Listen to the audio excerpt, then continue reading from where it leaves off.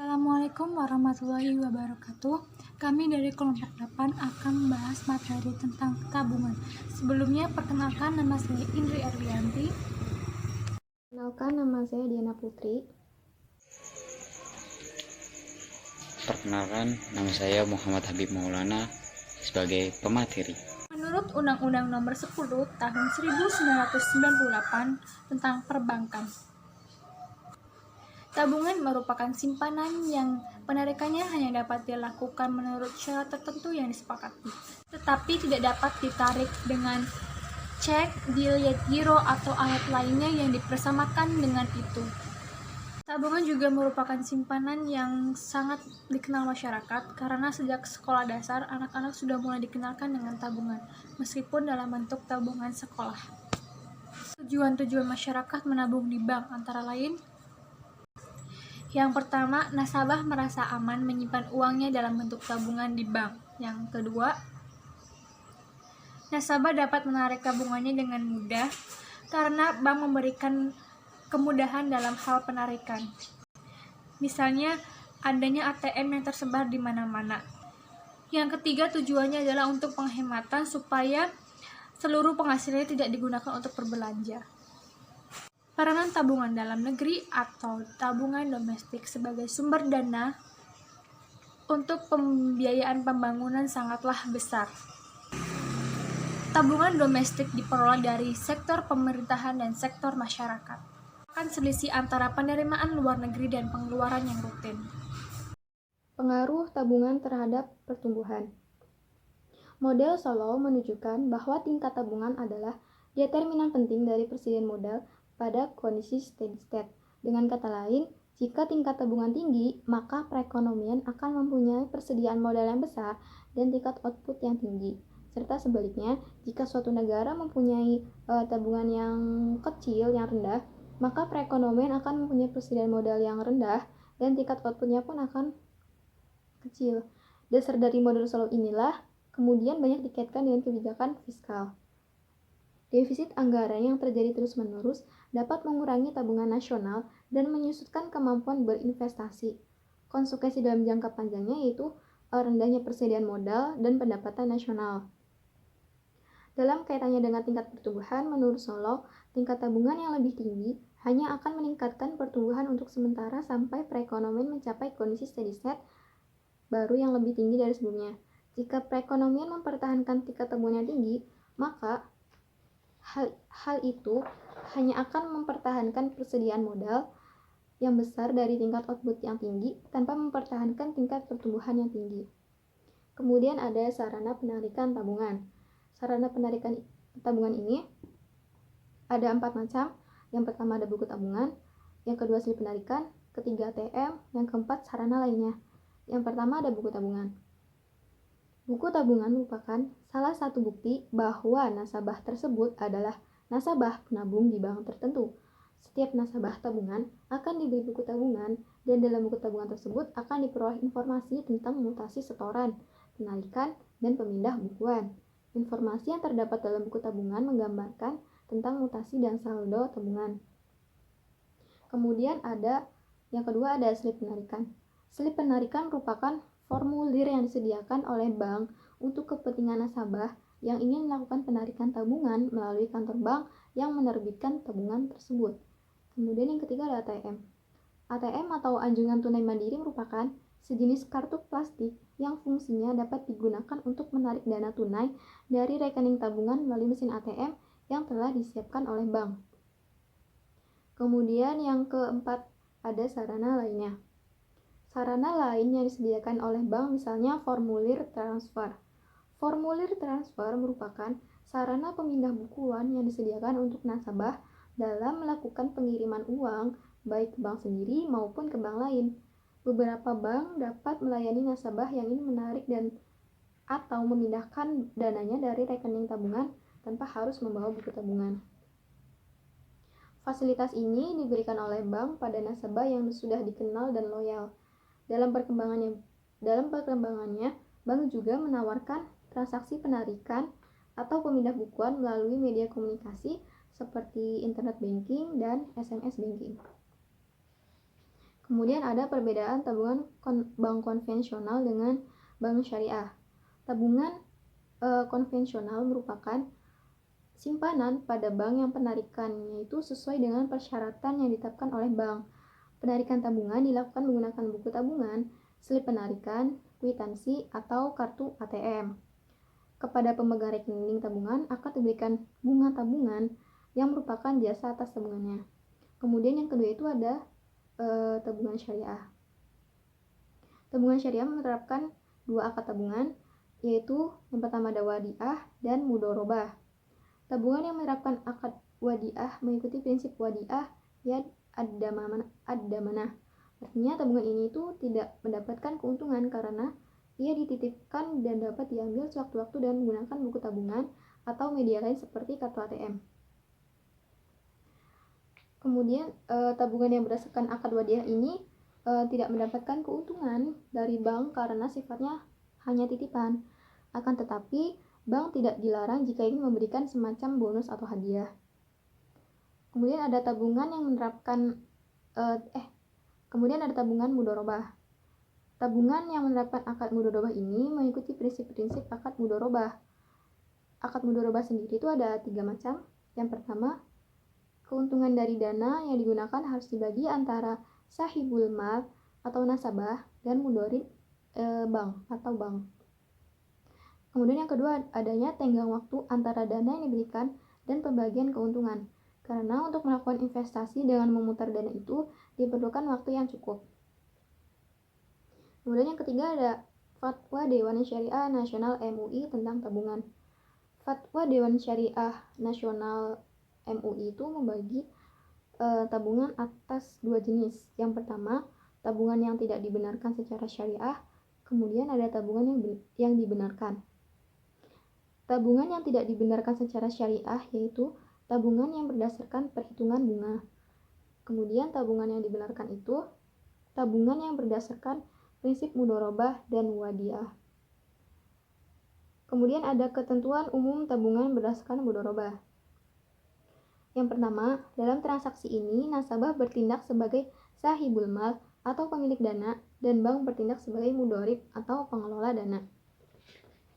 Kemudian yang kedua itu dalam kapasitasnya sebagai mudorib, bank dapat melakukan berbagai macam usaha yang tidak bertentangan dengan prinsip syariah dan mengembangkannya, termasuk di dalamnya mudorobah dengan pihak lain. Yang ketiga, modal harus dinyatakan dengan jumlahnya, dalam bentuk tunai dan bukan piutang. Yang keempat, pembagian keuntungan harus dinyatakan dalam bentuk nisbah dan dituangkan dalam akad pembukuan rekening. Yang kelima, bank sebagai mudorib menutup biaya operasional tabungan dengan menggunakan nisbah keuntungan yang menjadi haknya. Yang keenam, bank tidak diperkenankan mengurangi nisbah keuntungan nasabah tanpa persetujuan yang bersangkutan.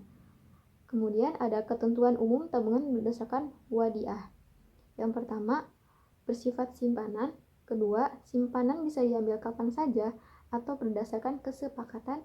Yang ketiga, tidak ada imbalan yang diisyaratkan kecuali dalam bentuk pemberian yang bersifat sukarela dari pihak bank. Saya akan menjelaskan tentang macam-macam tabungan. Macam tabungan itu ada 3. Yang pertama, tabungan domestik. Apa itu tabungan domestik? Tabungan domestik adalah salah satu sumber bagi pertumbuhan modal negara berkembang. Banyak sedikitnya tabungan menentukan pembentukan modal pembangunan di suatu negara. Tabungan domestik adalah atau bisa disebut dengan tabungan nasional, terdiri dari 2 sumber,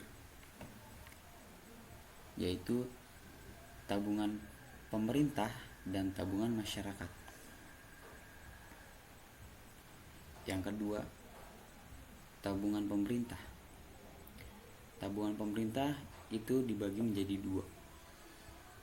Yang pertama, sumbernya dari penerimaan pajak baru.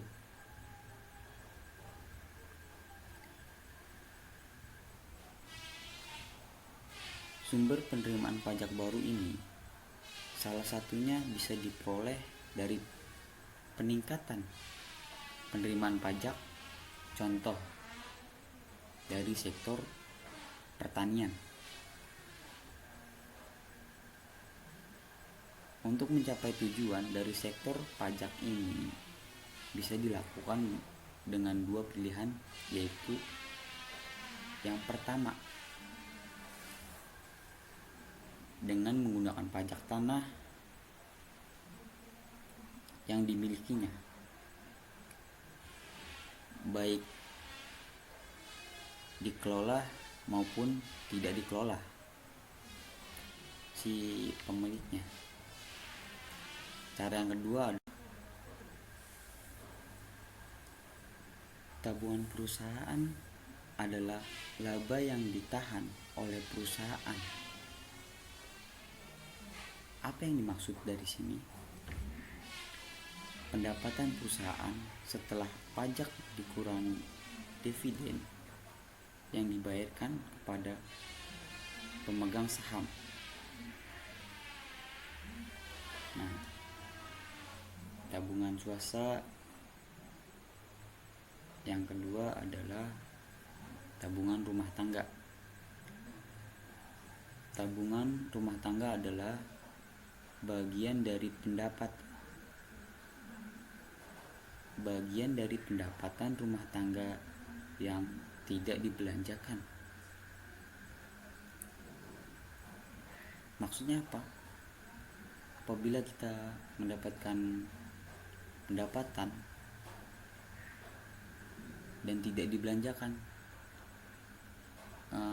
kebutuhan sehari-hari, itu bisa dimaksudkan dengan tabungan rumah tangga. Tabungan ini meliputi tabungan yang berasal dari hasil perusahaan-perusahaan, bukan koperasi.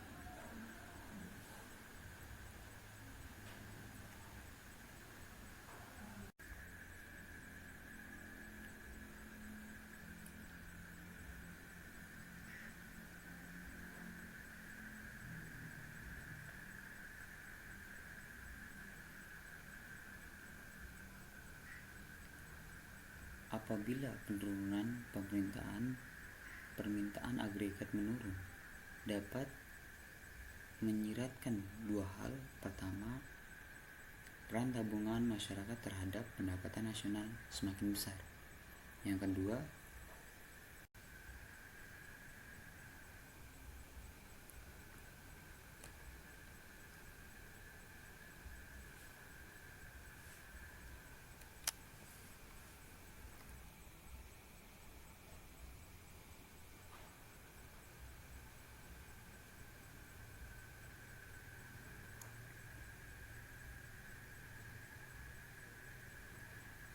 apabila penurunan permintaan agregat menurun, dapat menyiratkan dua hal. Yang pertama, peran tabungan masyarakat terhadap pendapatan nasional semakin besar. Yang kedua, peran-peran sektor penggunaan lain dalam membentuk permintaan agregat semakin besar, khususnya sektor pembentukan modal dan investasi.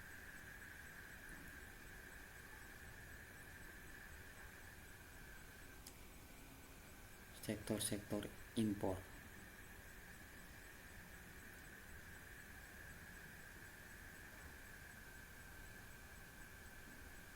Pola konsumsi masyarakat dapat dikendali berdasarkan alokasi penggunaannya untuk keperluan analisis. Secara garis besar, alokasi pengeluaran konsumsi masyarakat digolongkan ke dalam dua kelompok, yaitu pengeluaran untuk makanan dan pengeluaran untuk non-makanan.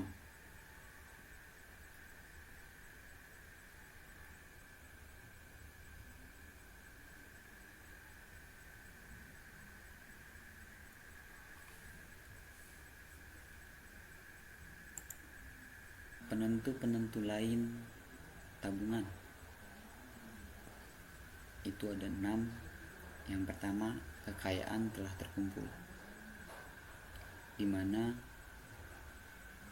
akibat dari mendapat harta warisan atau tabungan yang banyak sebagai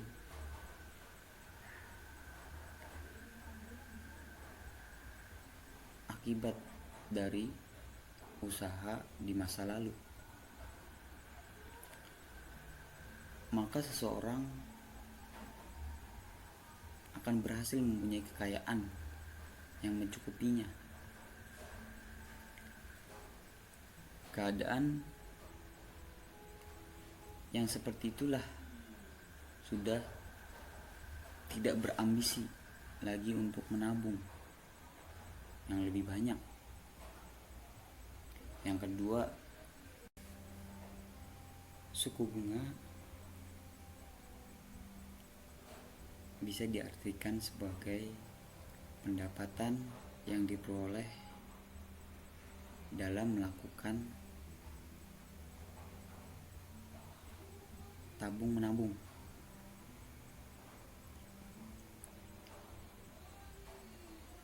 Rumah tangga akan membuat tabungan karena mereka merasa lebih baik melakukan pengeluaran konsumsi daripada menabung. Dengan demikian, pada tingkat bunga yang rendah, masyarakat cenderung menambah pengeluaran konsumsinya.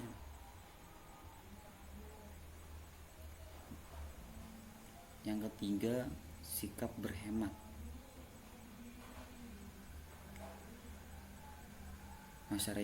Masyarakat tidak suka berbelanja berlebih-lebihan.